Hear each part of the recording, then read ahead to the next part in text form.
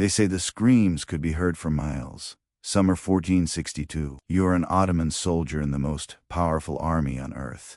You've conquered Constantinople. You've toppled empires. You're marching into a tiny principality called Wallachia to crush a rebel prince.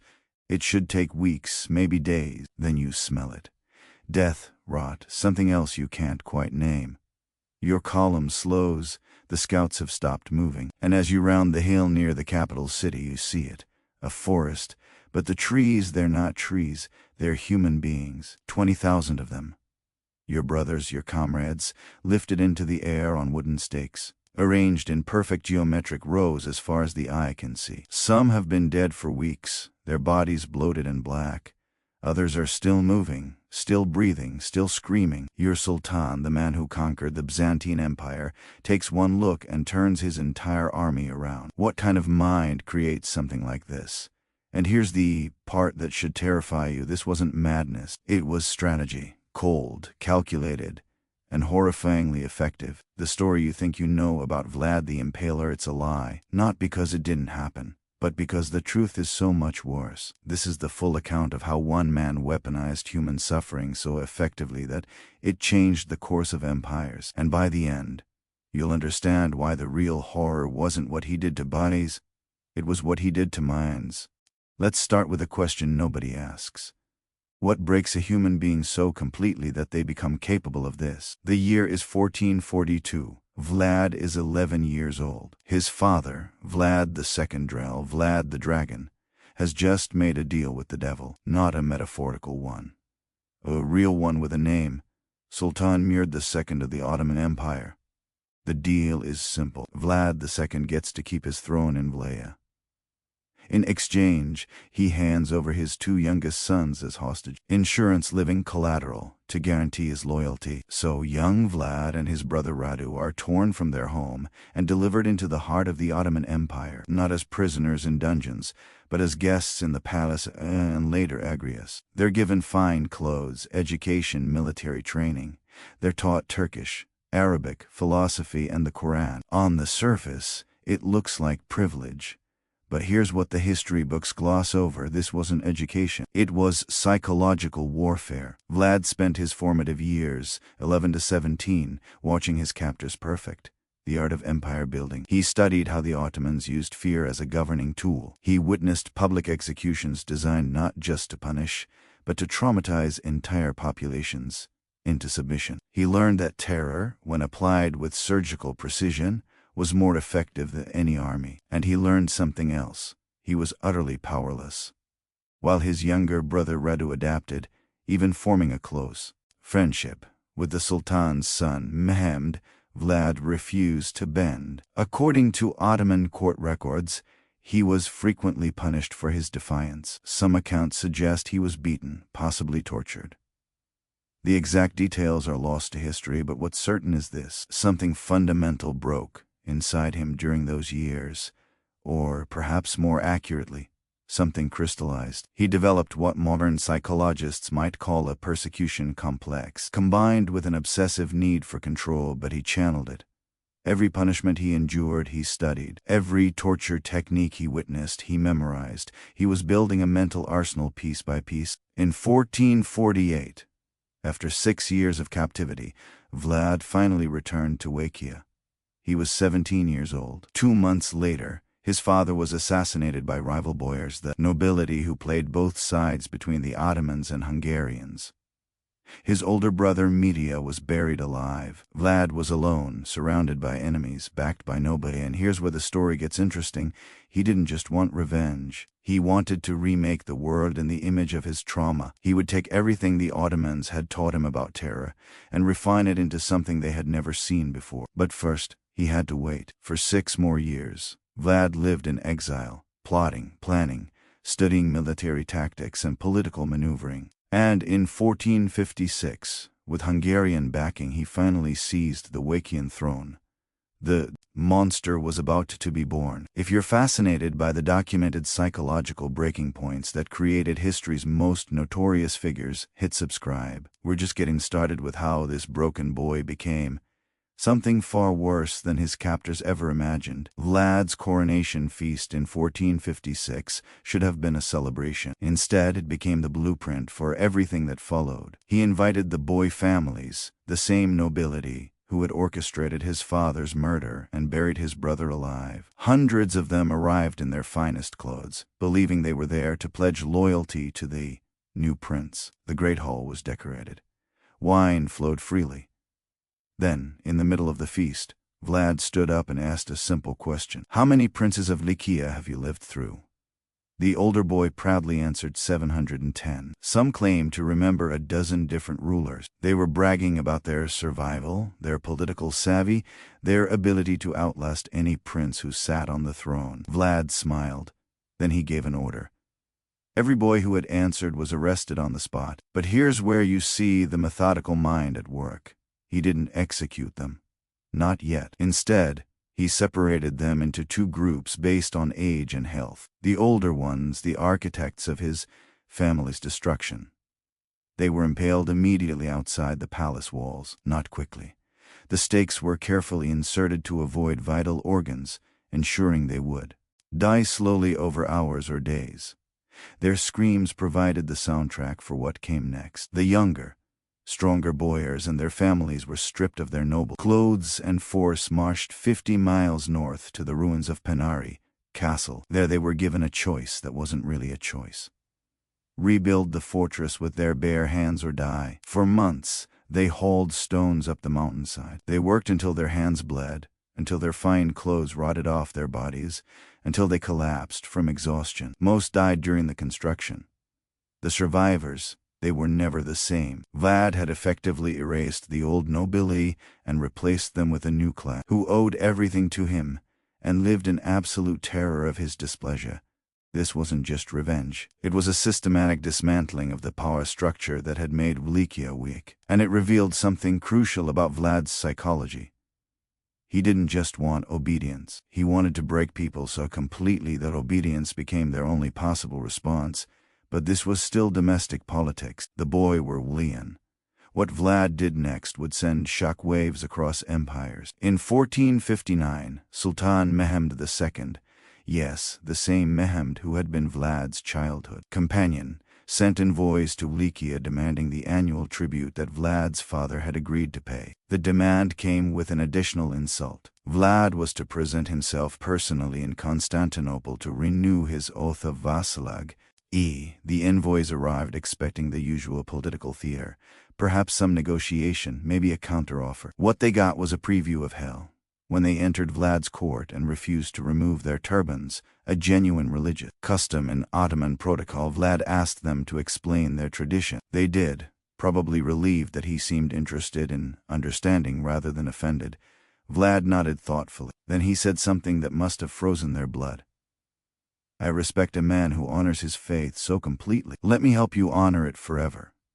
He ordered his guards to nail the turbans directly to their skulls. Think about the precision of that cruelty. He didn't kill them. He mutilated them in a way that was both symbolically loaded and medically calculated to ensure they'd survive the journey back to Constantinople. They were walking messages, their screams echoing across the countryside as they fled back to the Sultan. When Mehmed received his envoys, these men he'd sent, in good faith, now permanently disfigured and driven half-mad by pain, he understood immediately this wasn't the childhood friend he remembered. This was something new, something that had taken the Ottoman lessons in terror and evolved them into something even the Ottomans hadn't imagined.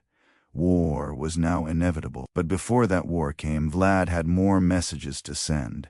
Here's what most people don't understand about impalement. It wasn't just execution. It was engineering. The common image, a stake driven straight through the torso, would kill almost instantly. That defeats the entire purpose. Vlad's method was far more sophisticated and infinitely more cruel. Based on contemporary medical analyses of the descriptions and surviving Ottoman accounts, here's how it actually worked. First, the victim was laid face down. The stake, carefully selected, rounded at the tip, and thoroughly oiled, was inserted through the rectum. But here's the crucial detail.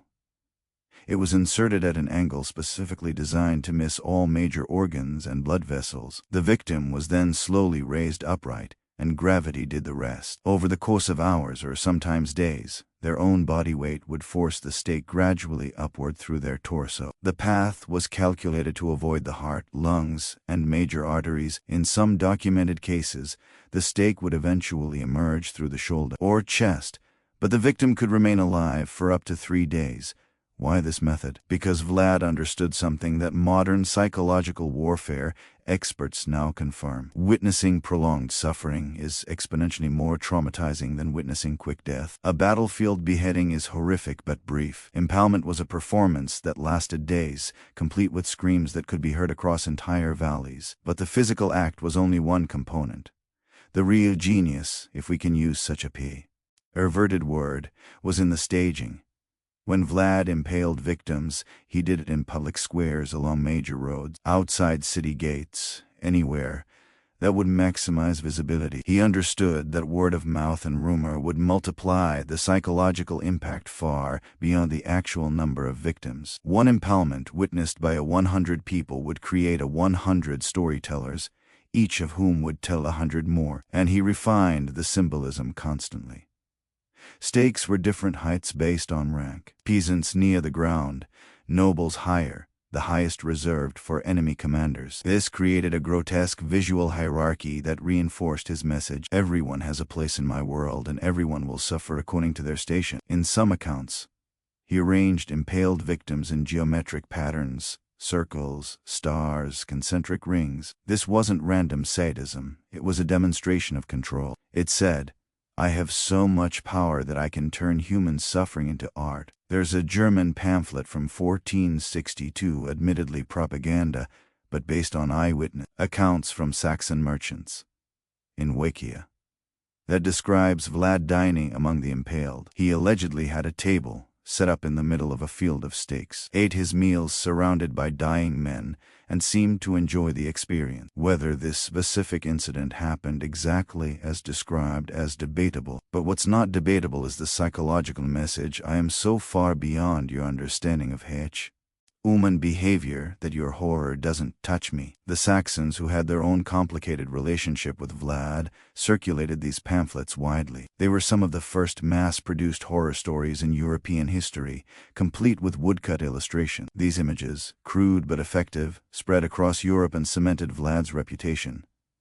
But here's the question nobody was asking. Was any of this working? Was terror actually an effective military strategy, or was Vlad just a sadist with power? The answer came in the summer of 1462, and it would prove that Vlad's methods weren't just effective, they were devastatingly so. Sultan Mehmed II had finally had enough. By early 1462, Vlad had not only refused to pay tribute, but had launched raids deep into Ottoman territory south of the Danube. In one particularly brutal campaign, he crossed into Ottoman lands with a small force and a court. To his own letter to the Hungarian king, killed over 23,000 people. He even kept a body count, categorizing victims by age and gender. Mehmed, who had conquered Constantinople aged 21, who had crushed rebellion after rebellion, commanded the most powerful military machine on earth, decided to personally handle the Wallachia problem. In the spring of 1462, he assembled an army estimated between 60,000 and 90,000 men. The exact number is lost to history, but even conservative estimates put it at more than triple Wallachia's entire military-age male population. This wasn't an invasion, it was an extermination. Vlad had maybe 20,000 to 30,000 men total, many of them peasant conscripts with minimal training. A conventional battle would be a massacre. So Vlad did what he'd been planning since childhood. He refused to give them a conventional battle. As the Ottoman army entered Wallachia, they found nothing. Empty villages, poisoned wells, burned fields. Every potential source of food and war had been systematically destroyed. Vlad had ordered his own people to abandon their homes and retreat into the forests and mountains, taking their livestock with them. The Ottoman supply line stretched longer and longer, and then the night's raids began. These weren't typical skirmishes. Vlad had trained specialized units in guerrilla warfare. Small groups of men, maybe 50 to 100, would strike Ottoman camps in the dead of night, killing sentries, setting fires, and disappearing before any organized response could form. They targeted supply vans, pack animals, ammunition stores. The goal wasn't to defeat the army. It was to make them paranoid, exhausted, and demoralized. But the masterpiece came on the night of June 17, 1462. Vlad had learned from captured Ottoman soldiers that Sultan Mehmed himself was camped near Targovica with his personal guard, the elite Janissaries. This was an opportunity that would never come again. Vlad personally led a force of about 10,000 men in what became known as the night attack. Under cover of darkness, they infiltrated the massive Ottoman camp with one objective: kill the Sultan.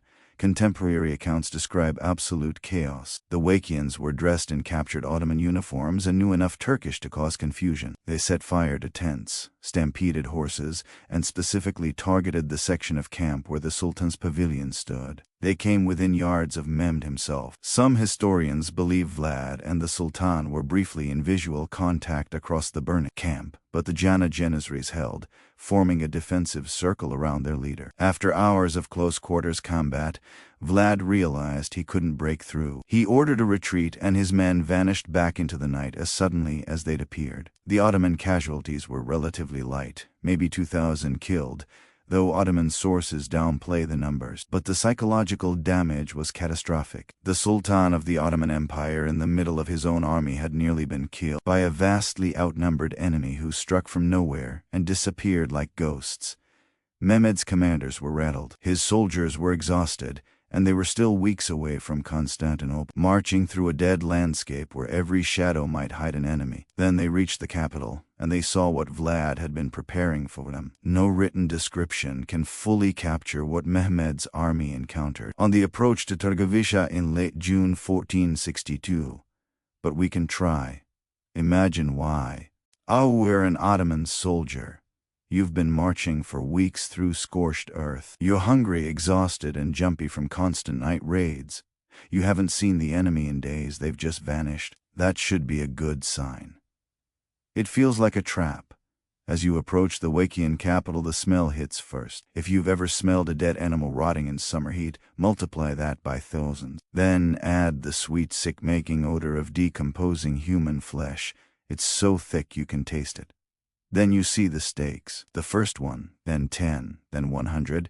Then you realize there is no end. They stretch to the horizon in every direction. Contemporary accounts say the field of impaled bodies extended for nearly 2 miles in length and over half a mile in width. Modern historians debate the exact number. Ottoman sources, probably minimizing for propaganda reasons, claim 10,000. Wallachia and Hungarian sources claim up to 20,000. The truth is probably somewhere between 15,000 and 20,000 impaled bodies. But here's what makes your skin crawl. This wasn't random. The stakes were arranged in precise geometric patterns, concentric circles radiating out from the capital height, ordered rows. In some sections, they formed star patterns visible from elevated ground.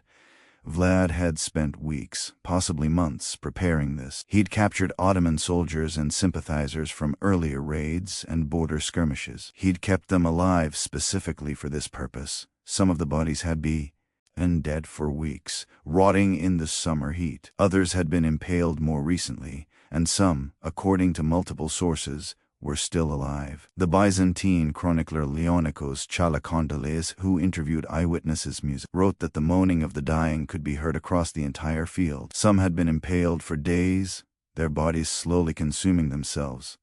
Too weak to scream but still conscious. The Ottoman troops, hardened veterans who had conquered cities and slaughtered countless enemies, reportedly began vomiting. Some refused to advance further. Others started deserting in the night, willing to risk execution rather than continue through this nightmare. And at the center, on the tallest stake of all, was Hamza Pasha, a high-ranking Ottoman commander captured in an earlier skirmish. His body, dressed in the remnants of his military finery, was positioned directly facing the route of the Sultan's approach. A personal message from Vlad to Mehmed. This is what I do to your best men. Imagine what I'll do to you. Sultan Mehmed II, remember, This is the man who watched Constantinople's walls crumble under his cannons, who had ordered his own share of executions and massacres, reportedly stopped his horse and stared in silence for several minutes. Different sources record different versions of his response, but the most widely accepted comes from Chulka Kondil. It is not possible to deprive of his country a man who has done such great deeds. Who knows how to put his power to such use? A man who had done such things was worth much. This wasn't praise. It was recognition. The Sultan was acknowledging that he was facing something he didn't fully understand. A mind that had taken Ottoman methods and evolved them into something even the Ottomans couldn't match. The military situation was already deteriorating. Supply lines were overstretched. The scorched earth tactics had worked. The night raids had destroyed morale. The Sultan's own commanders were advising retreat, but the forest of the impaled was the psychological breaking point. It proved that conventional military thinking didn't apply here. Vlad wasn't trying to win battles.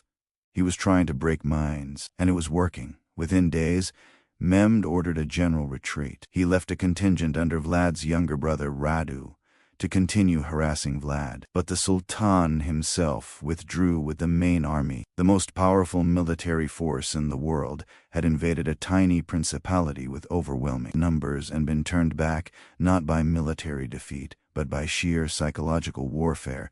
Vlad the Impaler had won, but the story doesn't end there, because what comes next reveals the ultimate tragedy. That terror, however effective in the short term, always devours its wielder in the end. You'd think that turning back the Ottoman Empire would make Vlad a hero in Christian Europe. In some ways, it did. The Hunger, Ian King and the Pope praised his defense of Christendom, but here's what they didn't understand. Vlad couldn't turn it off. The methods that defeated the Ottomans didn't stop with the Ottomans. He used them on everyone.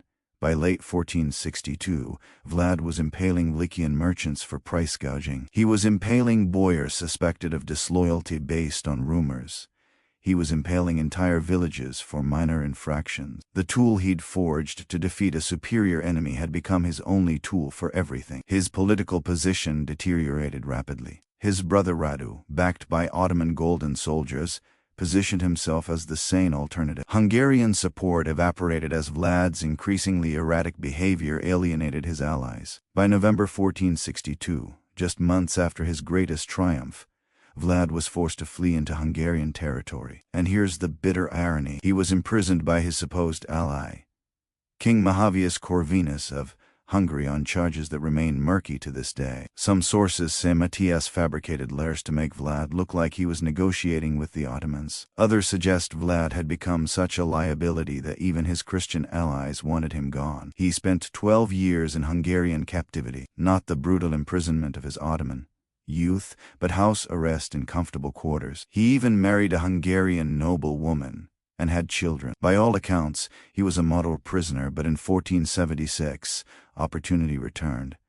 Wallachia had devolved into chaos under a series of weak rulers. Moldav's prince, Stephen the Great, helped orchestrate Vlad's return to the throne, backed by Hungarian and Moldavian troops. Vlad reclaimed his throne in November 1476. He had maybe 2 months to rule. In December 1476, or January 1477, the exact date is lost, Vlad was killed in battle against an Ottoman force near Bucharest. The circumstances are murky. Some sources say he was killed by his own men, either through treachery or because they mistook him for an enemy in the chaos. Others say he was overwhelmed by Ottoman soldiers. What's certain is the aftermath. His head was cut off, preserved in honey, and sent to Sultan Mehmed in Constantinople as proof of death. After everything, the terror, the impalement, the psychological warfare, Vlad ended up as a trophy displayed for mockery in the capital of the very empire he'd fought his entire life. His body was allegedly buried at Snagov Monastery on an island in Romania. Excavations in the 1930s found a tomb, but it was empty. To this day, no one knows where Vlad's actual remains are. So what do we do with this story in Romania? Vlad is often celebrated as a national hero, a brutal but effective leader who stood against overwhelming odds and preserved independence. There are statues of him. His face appears on tourist merchandise. To the rest of the world, especially after Bram Stoker's 1897 novel, Dracula loosely borrowed his name in history. Vlad became synonymous with vampirism and supernatural evil, which in a perverse way lets us off the hook. It's easier to think of him as a monster, something inhuman, than to confront the real horror. Because the real horror is this: everything Vlad did was human. Painfully, terrifyingly human. He wasn't born a monster. He was created by a system that taught him that power comes through terror, that survival requires absolute ruthlessness, that empathy is weakness. And he took those lessons and refined them to their logical extreme. The forest of the impaled wasn't madness, it was applied psychology.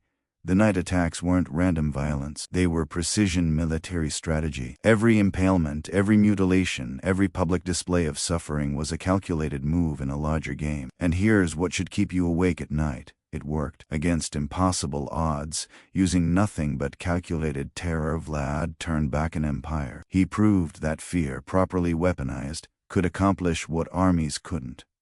The question isn't whether Vlad was evil. That's obvious.